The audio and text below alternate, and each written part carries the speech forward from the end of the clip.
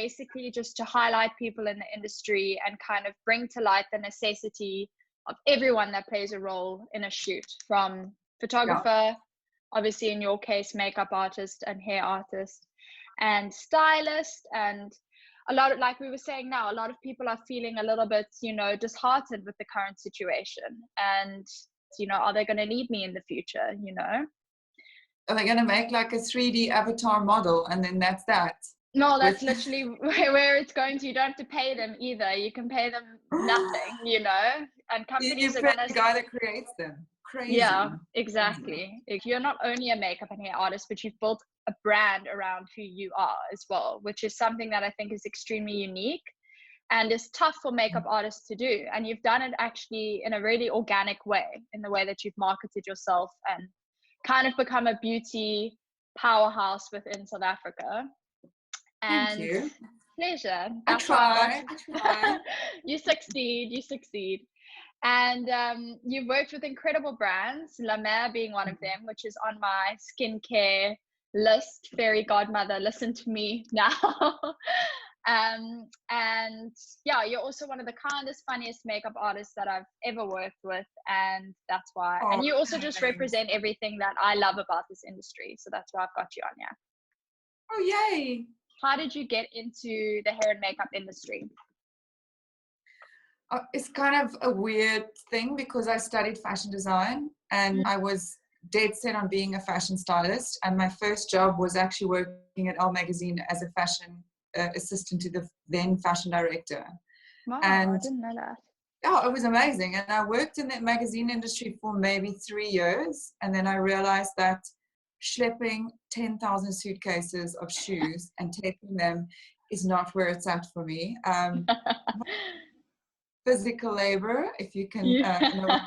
So the natural progression for me, weirdly, I mean, growing up with 3 older sisters, is I was the makeup artist in the family. So if they had a matric dance, I, being the youngest, and I mean by 10 years the youngest, did everyone's makeup. And I've always been obsessed. So I remember when I was like 5 or 6, I got a little Chinese, little made in China set, those little pink plastic ones. Makeup's actually just plastic. Yeah. I started doing makeup on that. And then I never thought in my life it could be a career, because we're talking late 80s, early 90s. So it was like, if you're going to be a makeup artist, you're going to work in a department store. I started modeling when I was 15. Which we can all see still. And my favorite makeup artist, Algria, did my makeup, and I came in my full school uniform. Really? Algria, she did my first shoot ever as well. She changed my life. So I thought I wanted to be a fashion stylist. That's all I wanted. And that day I thought, oh my God, if only I could be a makeup artist, but never thought I could make a career of it. So I never pursued it. I just thought our markets were so saturated. Where am I going to fit in? Obviously, I fell into makeup and then left and went to London for 8 years. And that's where I really realized, okay, I love fashion, but I like dressing myself. I don't like dressing other people, especially not men. I couldn't stand that. So I came back to South Africa, and my first editorial was Cosmo. Oh, the now amazing. defunct Cosmo. Yeah, Tribute so to sad. Cosmo. I know. We've done a few Cosmos together as well. I think we've done about 2 or 3 actually.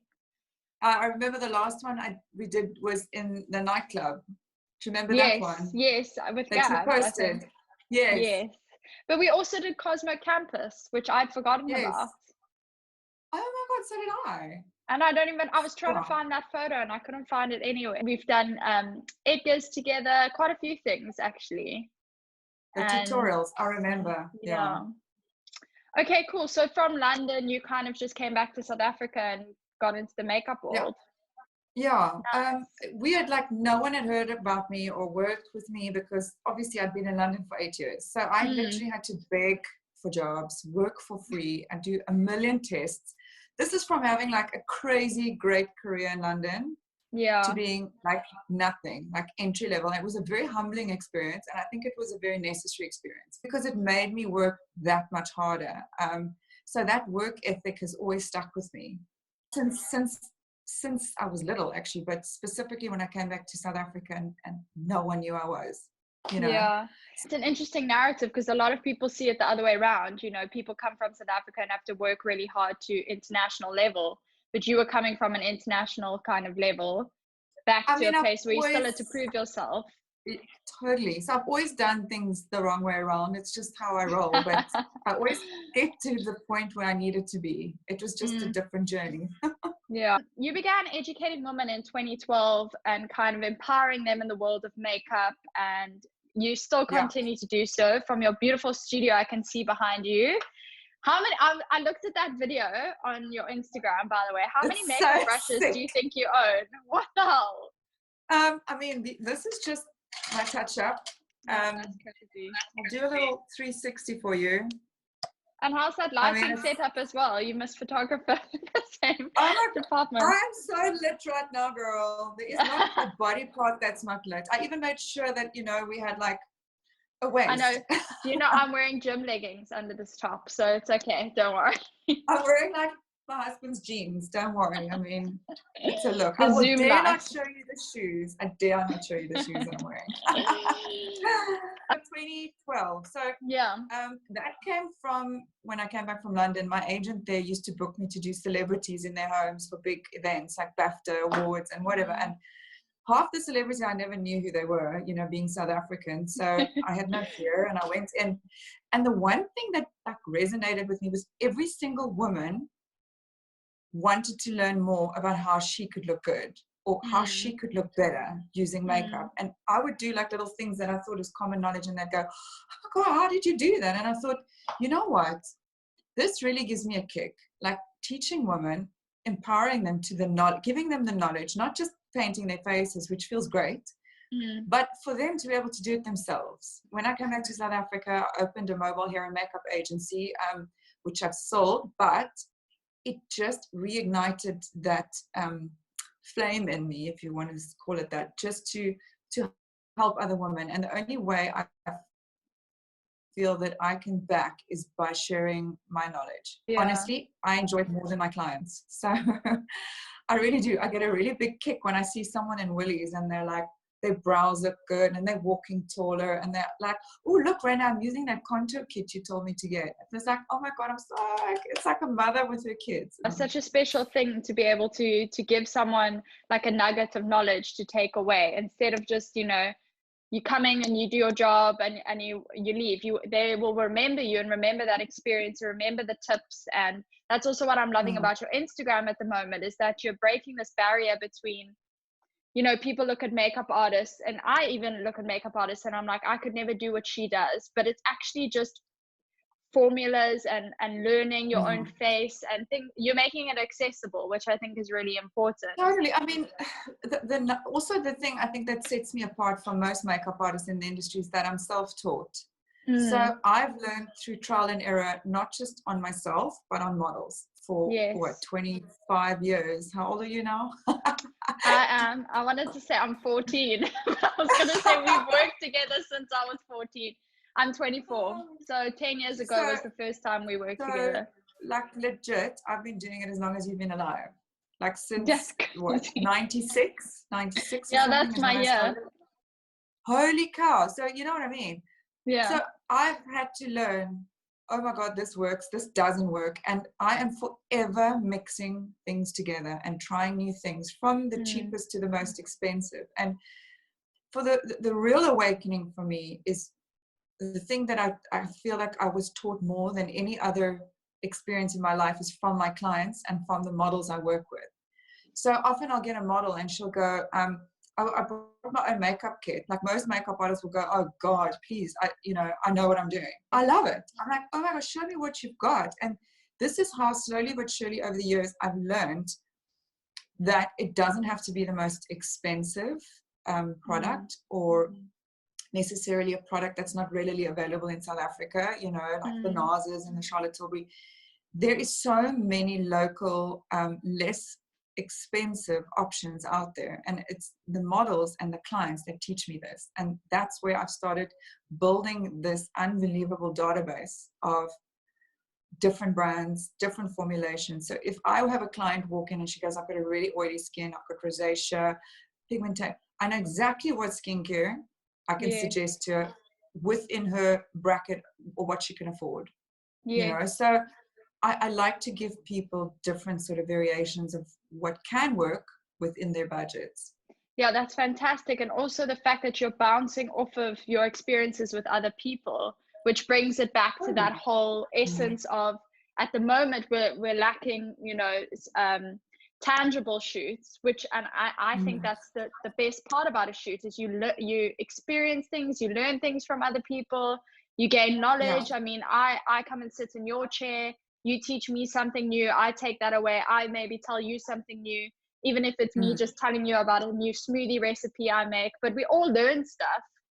And it's a great little creative. I mean, yeah, you look at you're teaching me how to record this. I've never been able to record it because I couldn't figure it out. So I mean, for me, I think that's the beauty of women is that, well, generally I'm speaking, but women tend to want to help other women. I mean, I grew up in a household of females and everyone wanted to uplift each other. So what better way to learn from each other than being in that very intimate space? You know what it's like for a makeup artist to be right in your face. And that energy can be very powerful. It can also be quite disturbing sometimes if you're in someone's energy that, you know, is not 100%. Quite feeling the situation. So I've also learned, as with a hairdresser, for example, there's a lot of psychology in what I do. It's not just the creativity. It's setting a model at ease, setting a bride at ease, setting any client at ease to make them feel comfortable in their own skin and to know that they look the best version of themselves that they can look, you know. So that's it's quite a cool way of seeing it. We touched on Cosmo earlier, and very sad to hear about Associated magazines and hearing about editorial not really being a feasible line of work for both models, makeup artists, stylists in South Africa at least. What is your favorite thing about creating editorial looks? I personally, I think it's every single person has this incredibly valuable part to play. So often they would say, well, it's just the photographer or it's just the model, but it actually isn't. It's this beautiful relationship, this give and take with creatives coming together with their own unique visions, but making something spectacular. And that's the process that I've really loved with working on editorials, which is, by the way, probably the least financially rewarding, you know, job you can have as a model.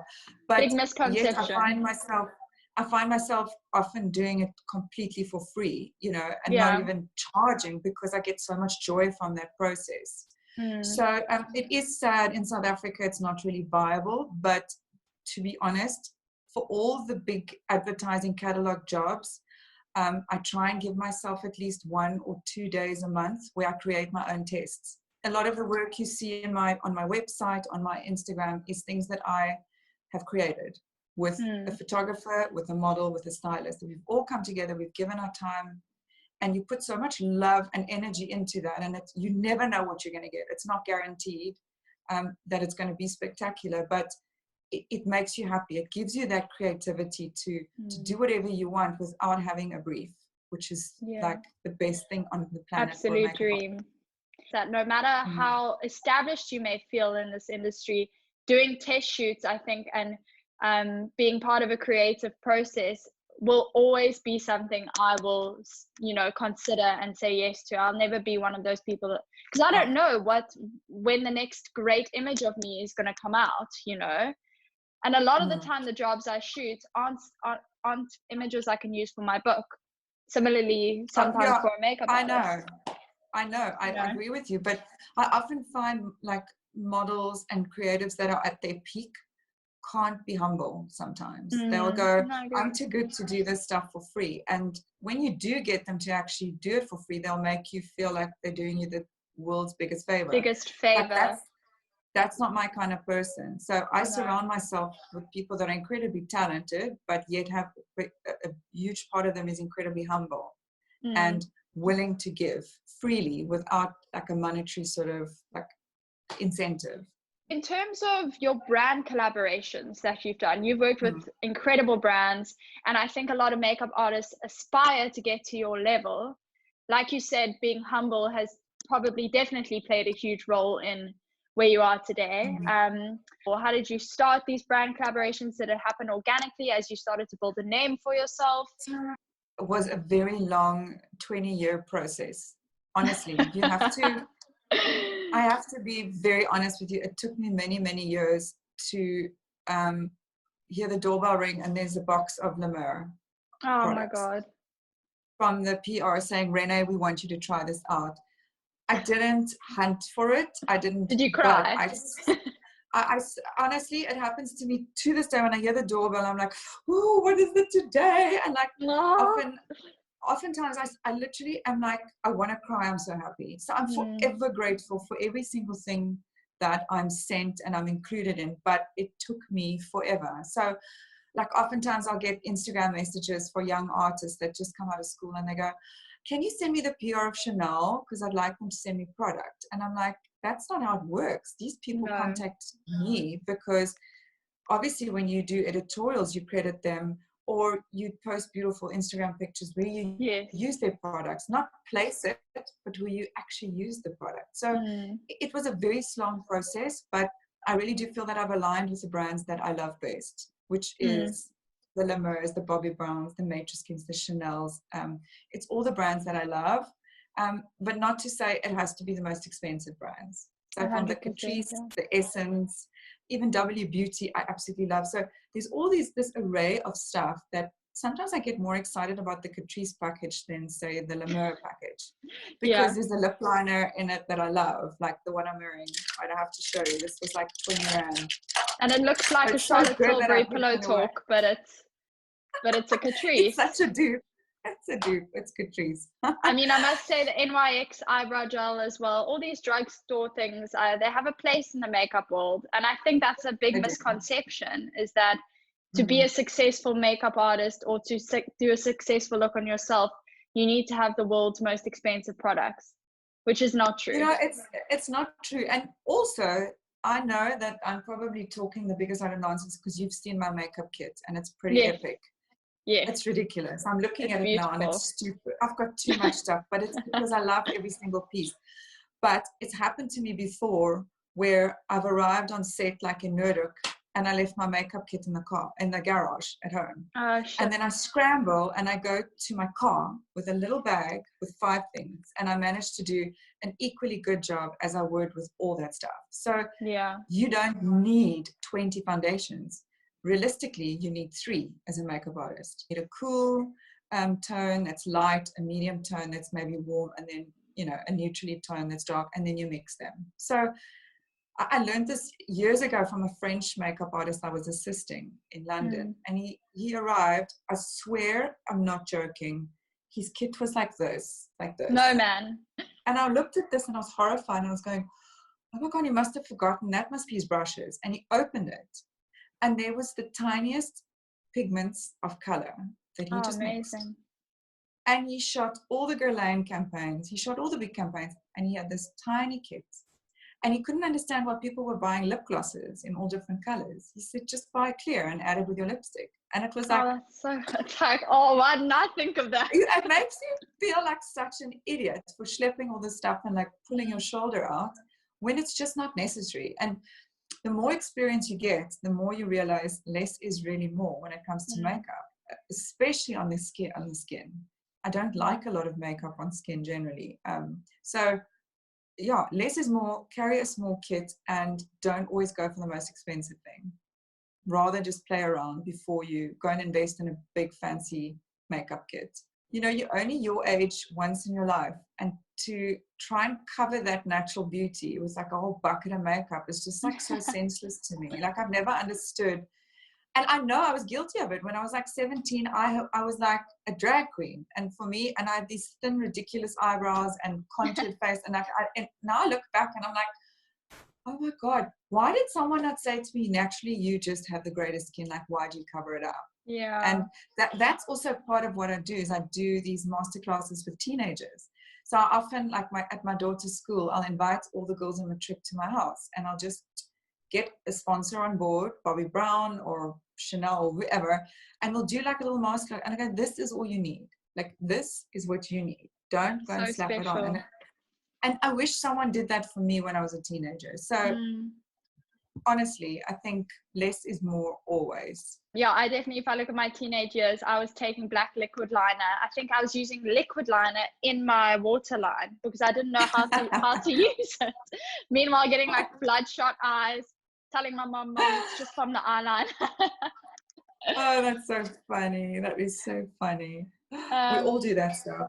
Yeah, no, it took me a while, and I definitely have learned so much from the job, for sure. I feel like I've come away with some really good tips. And so you kind of said that touched on new makeup artists and things that they kind of really need. Is there any other tips that you would give makeup artists starting out that you wish you were kind of given when you were starting out?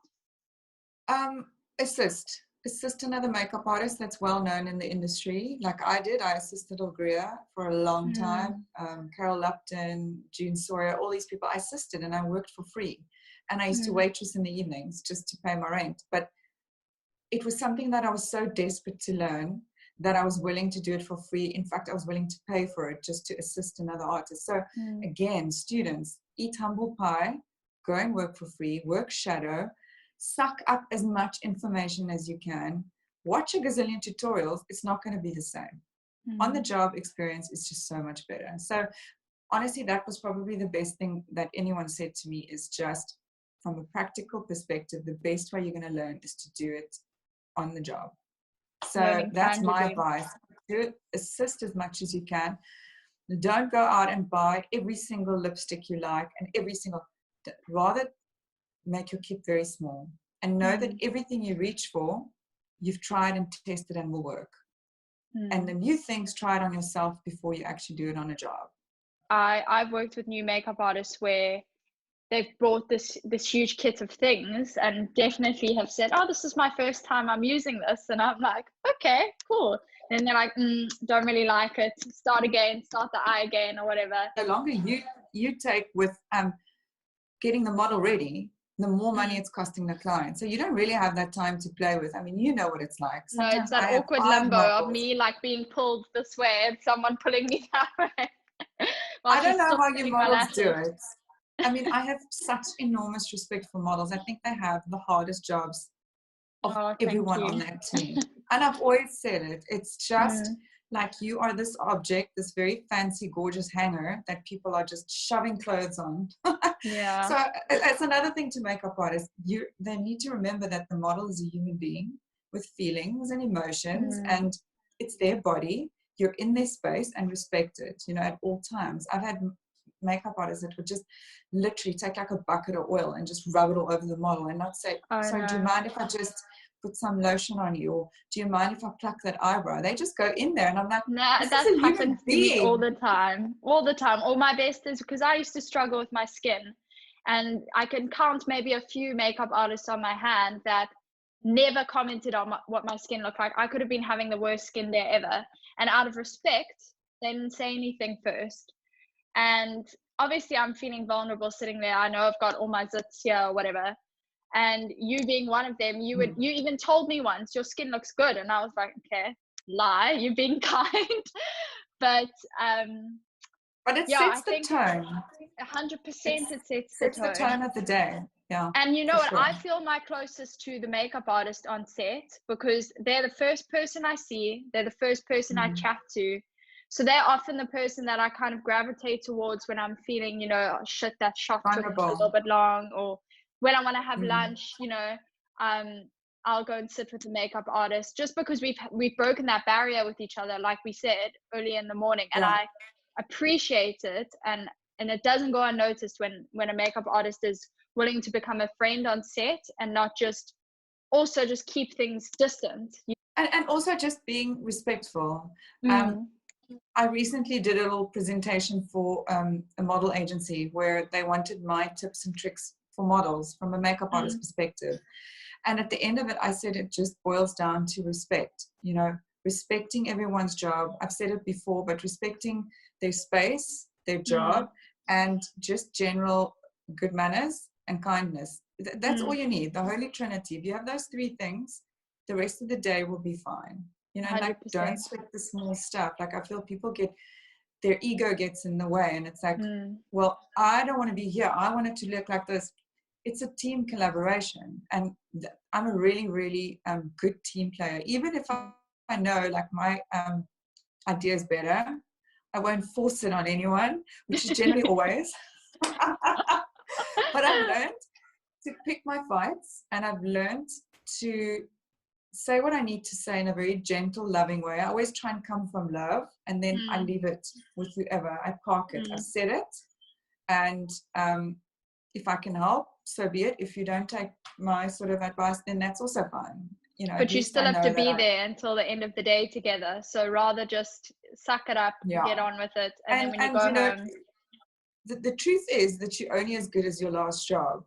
If you mess up on the last job and you're a prima donna, the industry is so tiny that the word would get out so fast 100%. that, you know, I mean, I can count on maybe one finger the time where I lost my mind when I was shooting in Atlantis Dunes. Oh, yeah. I hate that place. No, me too. Trust you me. It was 45 degrees and we were shooting at like midday sun, and I was just like, I can't do this anymore. I mean, that's once in 24 years where I was just like, I want to get in this car. In fact, at lunchtime, I got in the car and I cranked my aircon on full blast for 10 minutes because I just couldn't do it anymore. Can't do it. I mean, no one's perfect. Like everyone has their tipping point, and the sun we all and have those sand, moments when you're trying to make the hair look good. The client's telling you, fix her hair. Well, we've got gale force winds going on here. 40 knot wind. Oh, thanks. I'll do my best. I've had that too. I mean, literally once I had to put Vaseline in the model's hair because nothing else kept her hair.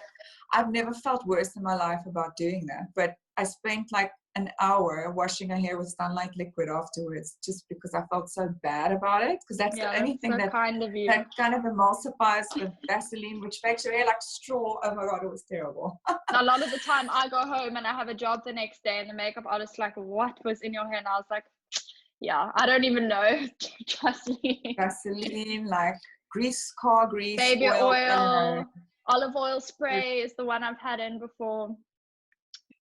We were chatting about a makeup kit and you were kind of urging makeup artists to keep it minimal. What would be 5 things that they should have in their kit from day one?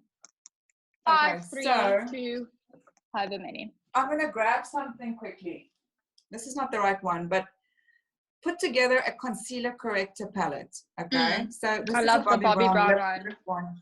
That's the Bobbi Brown one, but I can't reach it. It's too far. It's there. Don't worry. We'll pretend. So take all your favorite concealer correctors, put them in a palette. It doesn't have to be a Bobbi Brown one. It can be any palette. Okay. That's number one, because there you've got your skin perfecting. You've got your color corrector, your concealer, your foundation that you can blend out.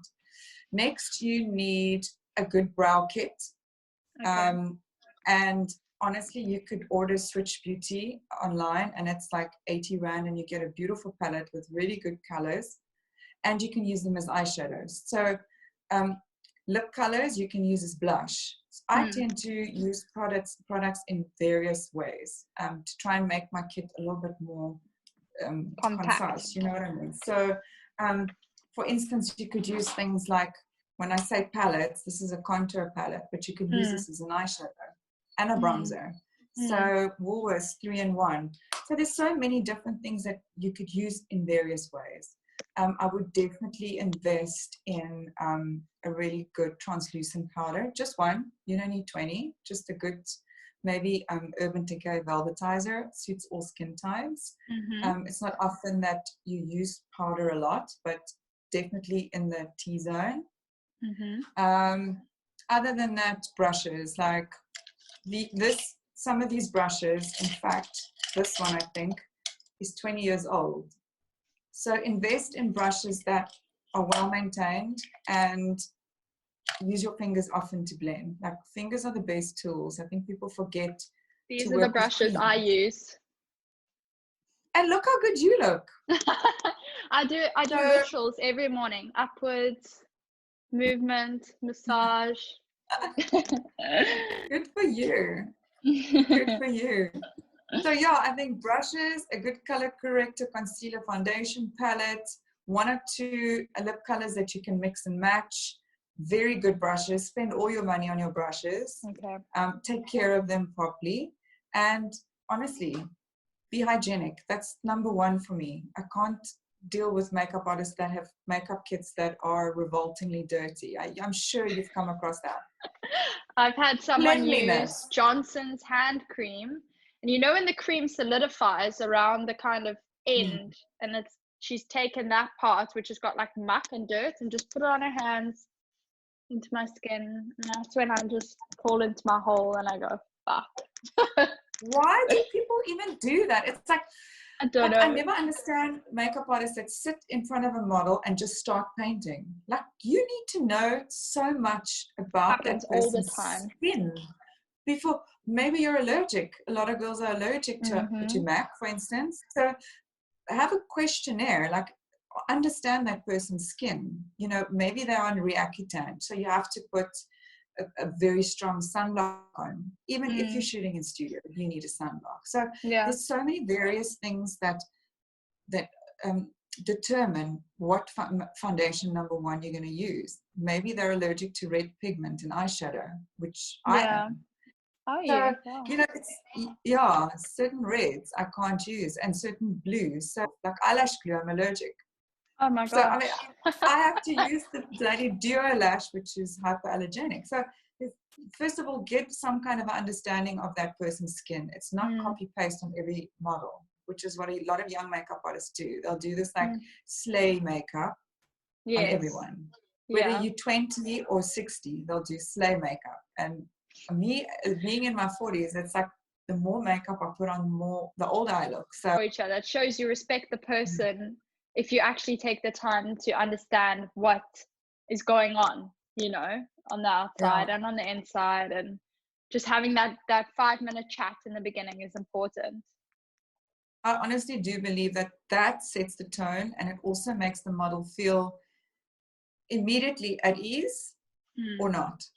You know, and I've been in situations where I was doing hair and the makeup artist was horrendous to the model. What's going on with your skin? Like, and I'm sitting there and looking at this poor model that is just dying. It's not her fault her skin looks like that. I mean, I had adult acne for my entire early 20s, and it wasn't my fault. It was just part of living in London and a polluted area.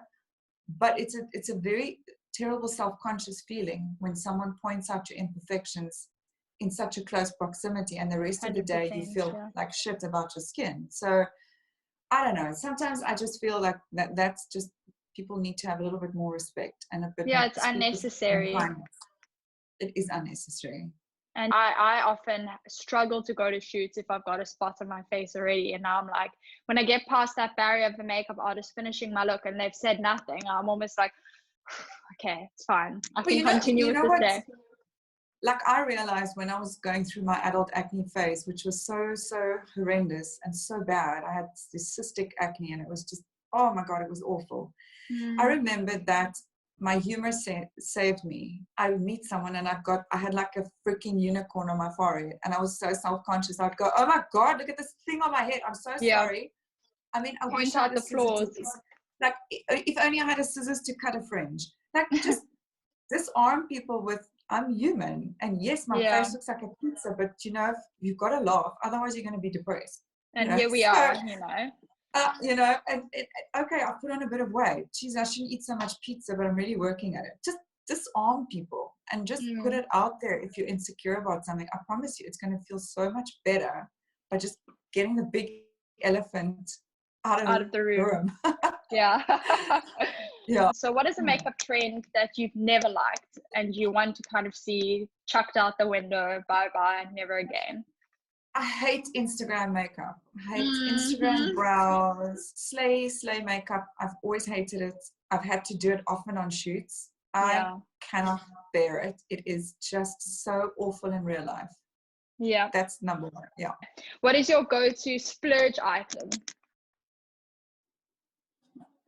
I love Charlotte Tilbury. Oh, me too. Charlotte Tilbury highlighter, this is like my makeup station. So all the things that I normally use in my tutorials, my favorites on this table.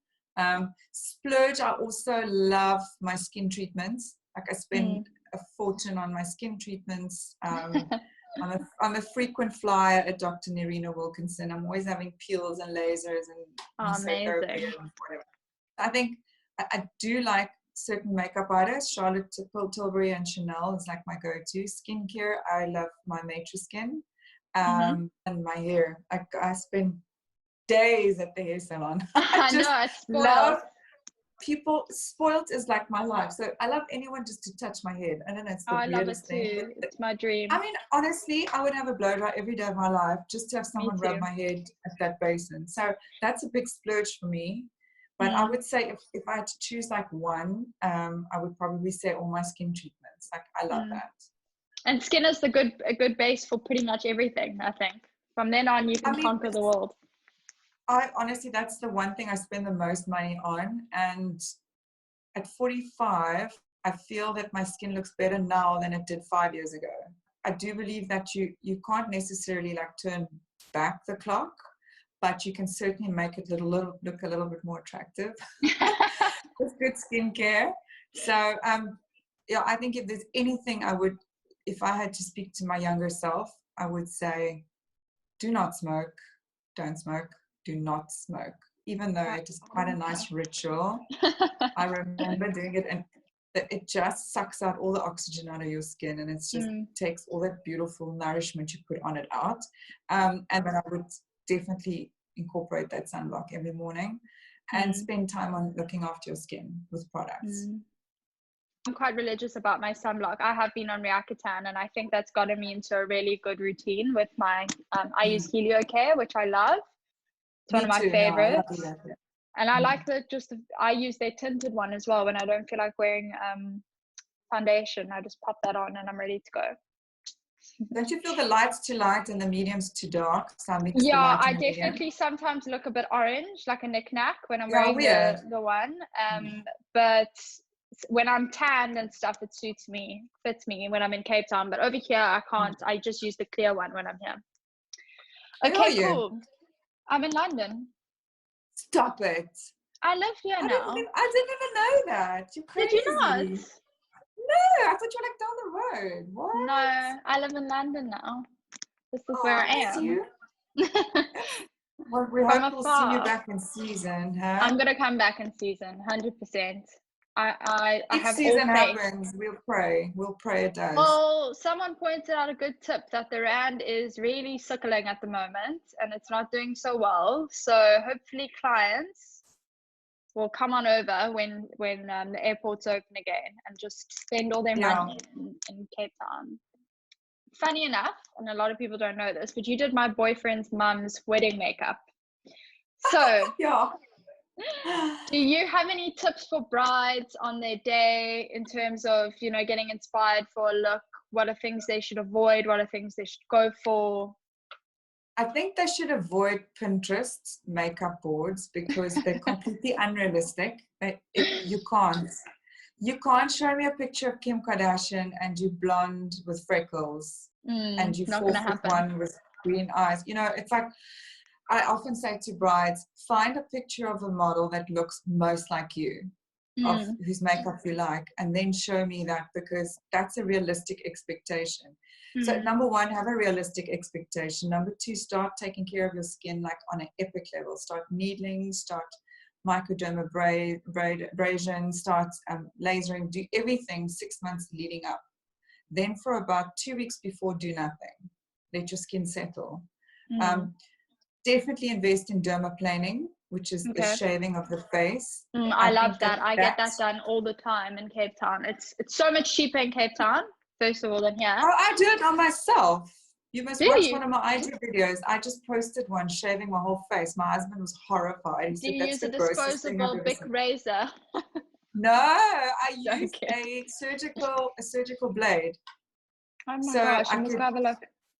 I could literally cut my jugular if I'm not careful. No, you know. I like never do it after wine. How is your wine supply, by the way? First thing, it's good. I've got a wine cellar. Thank you, God.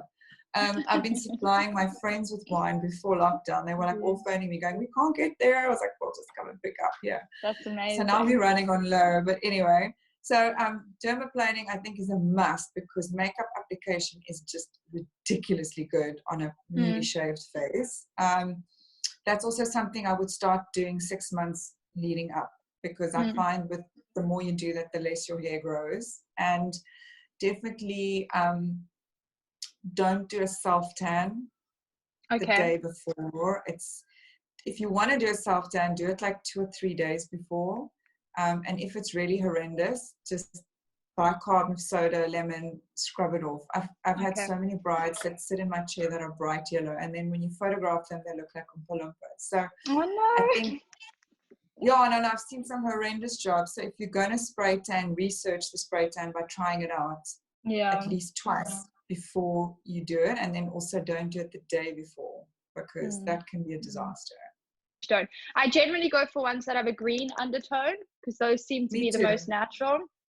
I like fake bake. And what's that organic one in Cape Town? That's pretty good. Vita Liberata. Yes. Yeah. I'm not a fan of fake tans in general, even though I'm pretty much pale all the time. But the problem is they contain BPA, which is like a carcinogenic. So if you're going to put that on your entire body, even the organic ones contain it, your body's going to absorb that. So I've got my own little airbrush that I've taught my husband how to airbrush me. Can you believe it? So generally I would use makeup rather than spray tans because I find they work better and you can shower them off at night. You don't have that sticky, horrible smell. Oh my gosh, I smell like the local curry house or biscuits. No, it's or horrible. Something. It's not a vibe. Biscuits. Biscuits with some turmeric on or something. Yes, turmeric biscuits. I think that's the best. How sexy is that? Comparison. I know Nick is always like, what the hell, Morgan? He has a good laugh at me as well because when I go for the ones for work, I'm like, they always say you have to leave them and then shower the next day, and I just get progressively darker and darker. It's horrible. And all you see is teeth.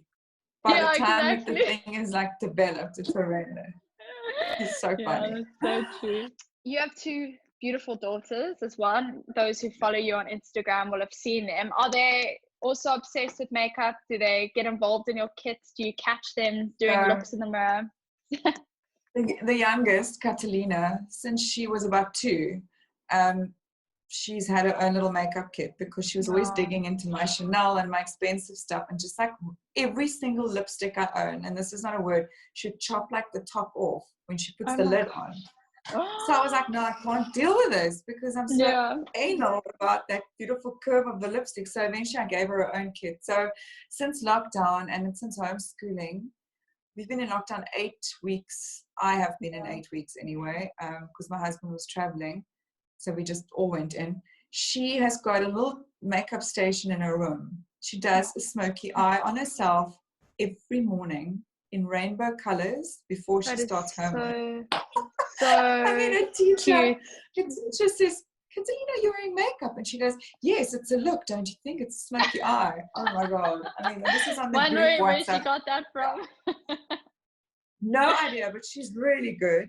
My oldest daughter is a brilliant little artist, but not really keen on wearing loads of makeup. She only loves red lipstick, whereas the youngest one is completely obsessed with makeup. And she's got the best in fact, teacher. On my Instagram, she's made me create a little Instagram highlight for her called Cat TV, where she wants me to post videos. So often I'll be looking for my phone, and she's grabbed my phone and shot a whole video, like a 15-minute video, how to put Johnson & Johnson's hairspray in your hair for 15 minutes. And oh my God, that is so special. Funny. So funny. Cute, man. Oh, okay, so coming towards the end, what is the first thing you're going to do post-lockdown? First thing, I'm going to have all my friends over for a big meal. Like Pedro, my husband and I love cooking, so I would really just love to have a house full of people again. Oh yeah, like, I miss my friends so much. There's nothing I love more than having chaos and people in my house. So I think that's the one thing I've missed, is not just the social aspect, but just being with my people rather than just on screen, which is nice, but it's not the same. And also hugging people. I'm a real hugger, and I'm struggling with the fact that I can't hug my friends. So I'm like all over my children like a rash, and they're like, Mom, it's like enough. I'm going to just pretend you Tracy, just pretend you whatever. I just want to hug you.